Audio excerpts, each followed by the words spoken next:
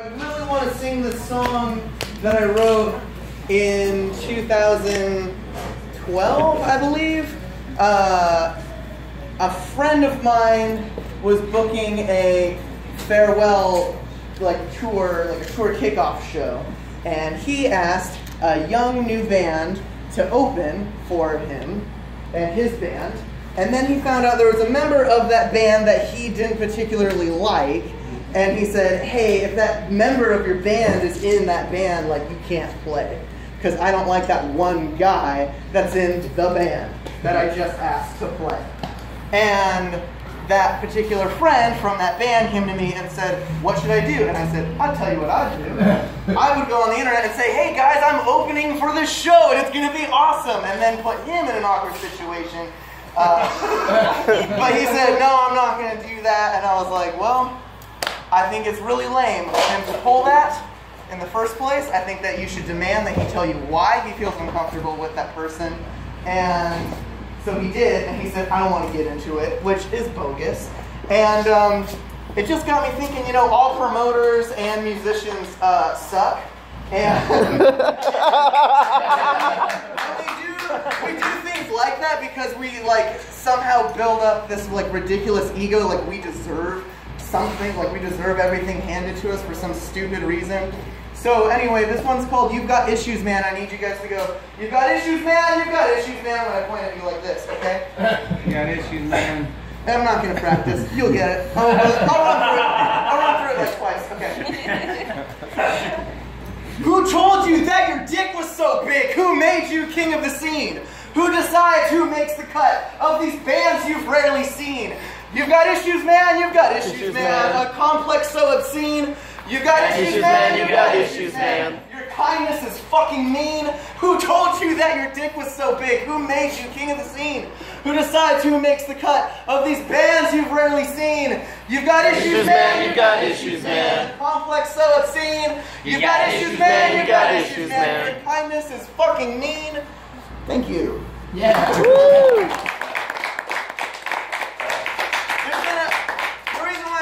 I've never sang that song live before because I think it's quite a downer, but there's been a couple times recently as well where I've had to deal with a promoter or an artist and they just pull the stupidest stuff.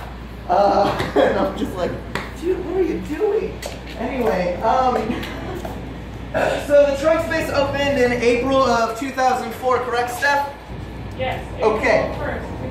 April 1st, 2004. April 1st, 2004. Before that, it was a coffee cart located at the Old Paper Heart, which is on 5th Street and Washington? 5th Avenue, Van Buren. 5th Avenue, Van Buren. I'm so glad you're here, so that way I'm corrected. And it was a coffee cart at the Paper Heart at that location for a few months? 1 year. 1 year, okay. Okay, so here we go. Coffee cart. Okay. Now, the first time I came to the Trunk Space was at the end of April. My band Locking Your Car Doors was asked to open for US Maple, and they didn't have a stage yet, and our performance consisted of me and my bandmates all dressed as a Unabomber. One person was eating a bologna sandwich, someone else was just sitting there like this. And the rest of us were dancing to party music, and I could tell JRC did not like that. I could tell most people did not like that.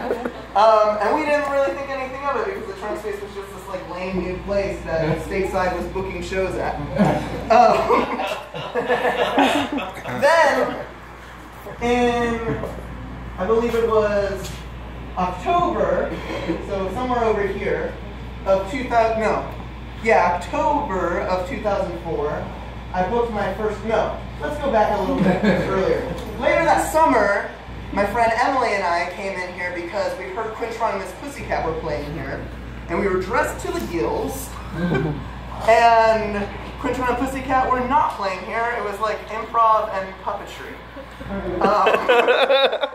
But they were like, we know where Quintron and Miss Pussycat are playing, we're going there later too, we'll go with you, and that was an amazing night. That was my first time meeting Steph and JRC and being nice to them, because I was probably very rude or just blind to them being business owners. Anyway, so in 2004, October of 2004, I booked my first show here. It was a ska show for the band The Debonaires, and it was pretty well attended, and that was great.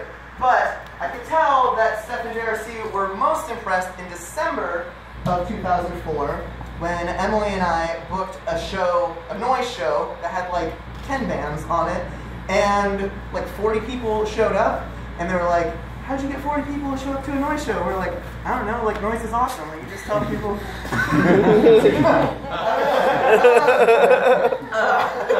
were like, oh, you guys are great. You're into cool stuff, so you can do whatever you want here. And that starts my history with the Trunk Space. But I'm not going to necessarily post about or write about my history with the Trunk Space. This is more about the Trunk Space's history with the Trunk Space. So in 2004. From 2004 till, when did the Torch Theater open? 2009? 2010? 2009, okay. From 2004 all the way to 2009, you said, or 2010? I just forgot. 9. To 2009, it was all about improv. Improv happened here every Wednesday night and first Saturday night, and it was so weird and cool. And sometimes it still happens here, and it's still weird and cool. Also, from 2004 to 2006, how long did you guys do tango? That went 2000. I think it was 2010, really? Yeah, while you were gone. Jeez! Okay, so there was also tango lessons that happened here. Which was so cool and weird. Was it the last Wednesday? Or last? It was the fourth Wednesday, which always ended up getting screwed up because sometimes there were 5 Wednesdays, and then we would forget we put it, and then we'd go up early, so it was the fourth Wednesday. Okay, cool, yeah. So, tango happened here, 4th Wednesday of every month. I only went to a few of them, which is why I thought it ended sometime around here. But that was always really weird, like, you're coming to a show, and you just see, like, a bunch of, like, really, like, hairy people dancing in the space. So amazing. Anyway, so, end of 2004 is when Steph and JRC gave me and my friends, like, the go to just like do whatever we want here.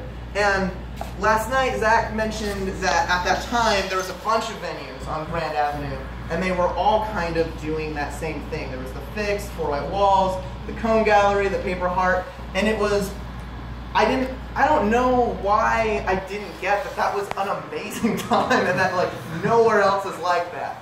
Like there's no other city that I know of where there's like 6 venues that just let you do whatever you want in them. And because of that, I mean, people like me and Zach and a few other weirdos had a zillion projects because we were like, I don't know, like let's do like a funk band. Let's do an a cappella group. Let's do a band that only performs outdoors, or you know. Such like weird and stupid and smart concepts. So this went on until, I mean, like all these people had lots of bands still, but it kind of died out like at the beginning of 2007. So this is called, we'll call this like creative insanity.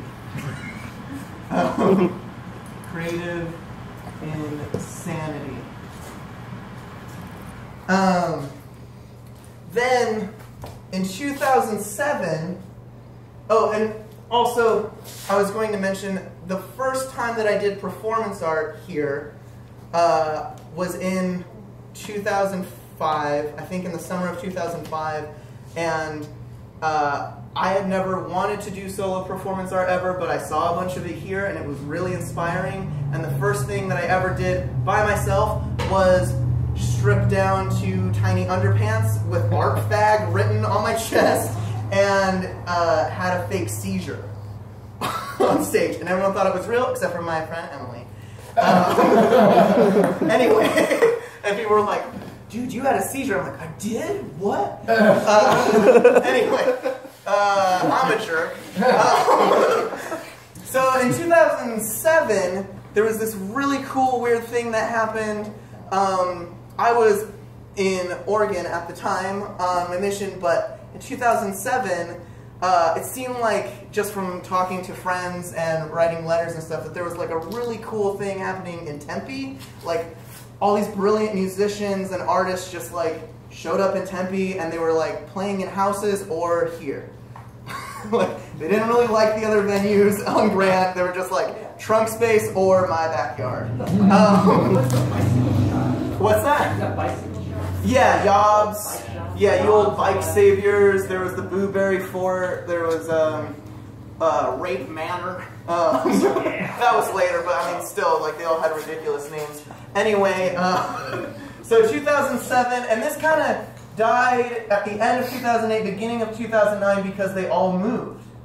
So we're going to call this, like, the Tempe takeover. I mean, it's not a bad thing. It was awesome.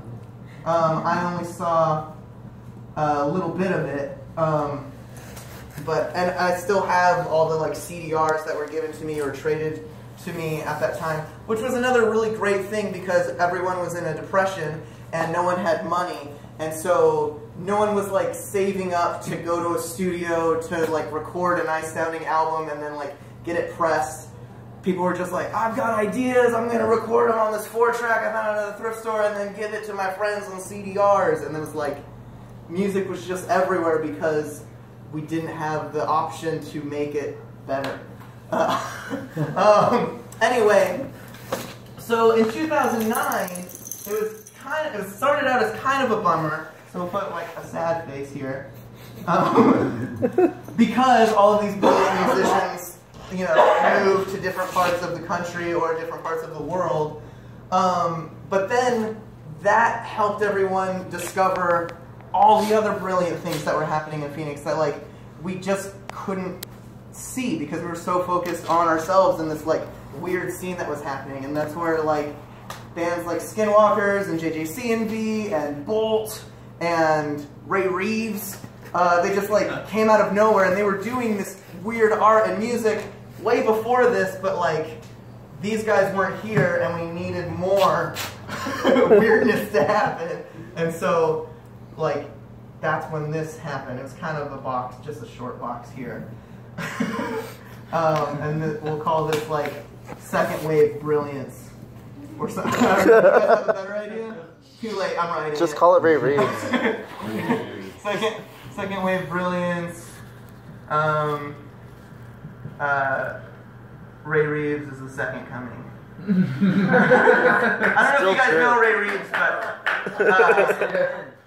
he at this time actually he would tell people, like people would be like, hey, who are you? And he's like, I'm the second coming of Jesus Christ, and he'd like be real serious. I don't know. He's still pretty serious. Yeah, he's a real serious dude, but he's also, I don't know, he's brilliant. How do you spell coming? There we go. Okay. In 2010, people started making money again, and so people started taking their art real seriously. And at least from my perspective, things kind of got like sad. But I know that great things were happening at this time. Could I get some help, maybe from Steph or someone else that was like real active in 2010? There were a lot of pop punk bands I saw here in 2010. Oh yeah, a lot of pop punk. Yeah. Pop punk was like a pretty big thing. That lasted for about a year and a half, year or two. So we'll do this. I do remember there being a lot of pop punk. Pop punk madness. But then something else really, really cool happened in like this area here between 2010 and 2011. Steph started teaching full time at Metro. Correct me if I'm wrong, Steph? Yes. Okay, and which Metro Arts, I don't know if you're familiar, is an art school for high school students. And she would tell all those kids, like, hey, if you want a cool place to hang out or to express yourself, you can come to the Trunk Space.